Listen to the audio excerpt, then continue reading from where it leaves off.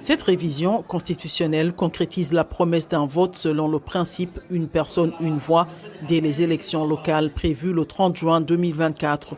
Le Parlement somalien a approuvé à l'unanimité samedi l'instauration du suffrage universel direct et le passage à un régime présidentiel. Aucun législateur ne s'y est opposé, aucun législateur ne s'est abstenu. Près de 212 membres ont voté à l'unanimité en faveur des amendements du projet de constitution qui est donc approuvé. L'actuelle constitution est provisoire depuis août 2012 et le processus de révision et d'amendement constitutionnel a commencé il y a une dizaine d'années. C'est un jour historique, c'est un grand jour, un jour spécial pour tous les Somaliens. Aujourd'hui, nous avons transformé le projet de constitution en une constitution officielle. Le principe du suffrage universel direct avait disparu après la prise du pouvoir par le dictateur Siad Barre en 1969.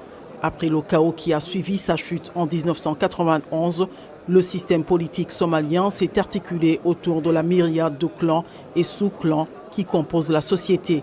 Les élections se déroulaient jusqu'à présent selon un complexe processus indirect, source de lutte de pouvoir et d'instabilité qui, selon de nombreux observateurs, profite à l'insurrection des islamistes radicaux Shebab qui ensanglantent le pays depuis 2007.